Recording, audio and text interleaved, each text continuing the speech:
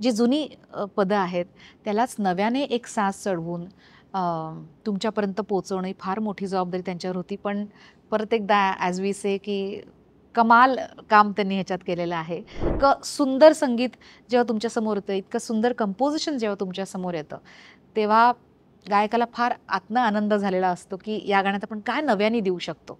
So it was a wonderfully crafted song. पण at the same time असं आम्ही करायचो, की जे आम्ही कधी आत्तापर्यंत केलं नाही, अशा गोष्टी आम्ही करायचो. तर तेव्हापासूनच आय थिंक ते सुबोधनी कुठेतरी हेरलेलं होतं असं म्हणायला आता मला हरकत नाही.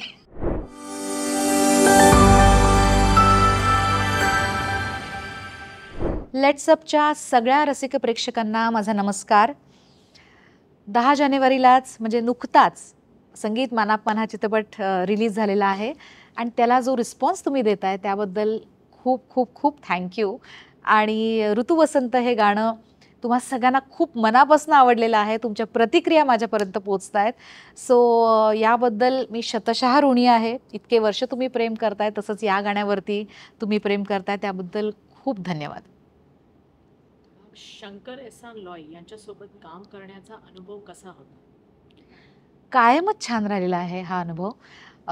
वी आर फॅमिलीमध्ये सुन ले दुआ हे गाणं मी त्यांच्यासाठी रेकॉर्ड केलं होतं आणि अनेक शोजमध्ये, अनेक फंक्शन्समध्ये मी त्यांना भेटलेली आहे आणि एक कायम लाईव्हली मूडमध्ये, एक कायम जोवियल मूडमध्ये हे तिघंही असतात आणि the music which they create is magical every time.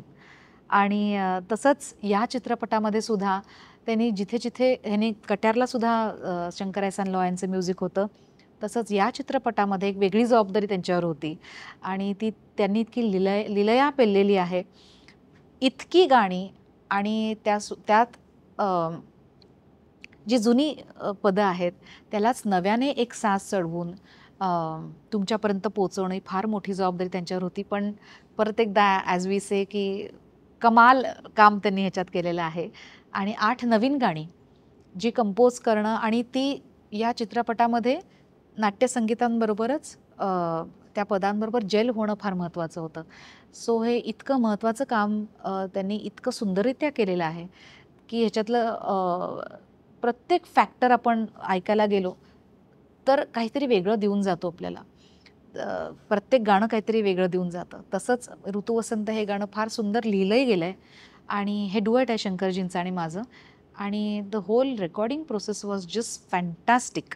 आम्ही त्यांच्या स्टुडिओला हे गाणं रेकॉर्ड केलं आणि ऐकता क्षणी फार सोपं वाटणारं हे गाणं आहे. But every time there is a twist and turn त्यांच्या कंपोझिशन्समध्ये. तसाच या गाण्यामध्ये आहे आणि I enjoyed every bit of singing in this song आणि it was entirely my pleasure. कारण का इतकं सुंदर संगीत जेव्हा तुमच्यासमोर येतं, इतकं सुंदर कंपोझिशन जेव्हा तुमच्यासमोर येतं, तेव्हा गायकाला फार आतनं आनंद झालेला असतो, की या गाण्यात आपण काय नव्याने देऊ शकतो. So it was a wonderfully crafted song. संगीत मान अपमान या मॅग्नम ऑपस सिनेमाचा भाग होणे हे करिअरच्या आत्ताच्या टप्प्यावर किती महत्वाचं आहे?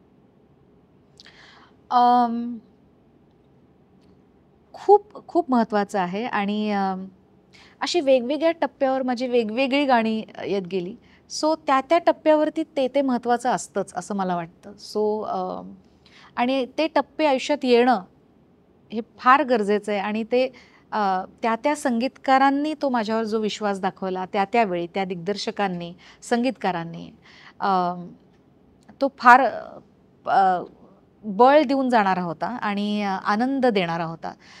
तर तसंच संगीत मानापमान या चित्रपटाचा भाग होणं आणि त्यातल्या एका नवीन कंपोझिशनचा भाग होणं, हा फार मोठा आनंद होता माझ्यासाठी. जसं सुबोधची जी त्यांनी डिरेक्ट नव्हती केली फिल्म, रवी जाधवनी डिरेक्ट केलेली फिल्म होती बालगंधर्व.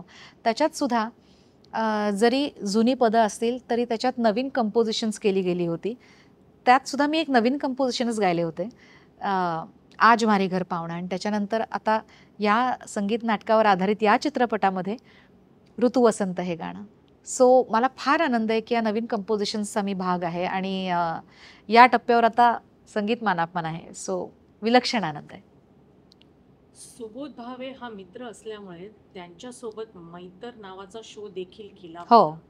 त्याचं त्याचा काही आठवणी शेअर करता येतील का?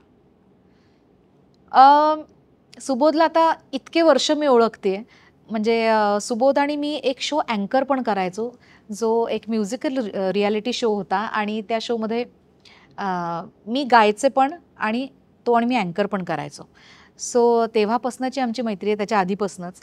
आणि ऑलमोस्ट आम्ही मुंबईत एकत्र स्ट्रगल चालू केला असं म्हणायला हरकत नाही. आणि तो बॉन्ड तेव्हापासूनचा आहे. आणि त्याच्यानंतर आम्ही एक शो चालू केला होता, ज्याचं नाव त्यांनी मैतर असं ठेवलं होतं आणि सुबोधनीच तो डिझाईन केलेला शो होता. ज्याच्यात शर्वरी जमिनीस, संदीप खरे, सलील कुलकर्णी, मी, सुबोध, अजून अनेक लोक नंतर त्याच्यात ॲड. आणि आम्ही इथे पण शोज केले त्याचे, आउट ऑफ इंडिया पण शोज केले. आणि त्याचं वेगळेपण असं होतं की जे जे आता संदीप कविता सादर करायचा किंवा शर्वरी आणि सुबोध एखादा कुठला तरी सीन सादर करायचे, मी गायचे, सलील गायचा. पण ॲट द सेम टाईम असं आम्ही करायचो की जे आम्ही कधी आत्तापर्यंत केलं नाही अशा गोष्टी आम्ही करायचो. तर तेव्हापासूनच आय थिंक ते सुबोधनी कुठेतरी हेरलेलं होतं असं म्हणायला आता मला हरकत नाही. कारण त्याच्यात संदीप आणि मी आम्ही एक सीन करायचो नाटकातला आणि आम्ही खूप मजा केली त्या त्या सगळ्या प्रयोगांमध्ये. कारण त्याच्या रिहर्सल्स मग आम्ही काय काय त्याच्यात विचार करून काहीतरी वेगळं मांडण्याचा प्रयत्न करायचो प्रत्येक वेळेला. आणि आम्ही धमाल केली आहे. आणि हे सगळं करताना इतका आनंद व्हायचा, कारण का इतके छान मित्र आम्ही सगळे आहोत आणि ती मैत्री आत्तापर्यंत आहे. सो त्याला मित्र म्हणून पण बघितलंय, एक ॲक्टर म्हणून बघितलंय, एक दिग्दर्शक म्हणून बघितलेला आहे. सो मैत्रीच्या आठवणी प्रचंड आहेत आणि त्यातनंच कुठेतरी आता त्यांनी मला या गाण्यात काम पण करायला लावलंय. एकूणच सुबोध भावेच्या प्रोजेक्टची जोडली जात असताना त्यांचे दिग्दर्शक होण्यापर्यंतचा प्रवास खूप जवळून पाहिला आहे. मित्र म्हणून असणारा सुबोध आणि दिग्दर्शक म्हणून असणारा सुबोध यामध्ये नेमका फरक आणि साम्यस्थळ नेमकं कोणता होतं?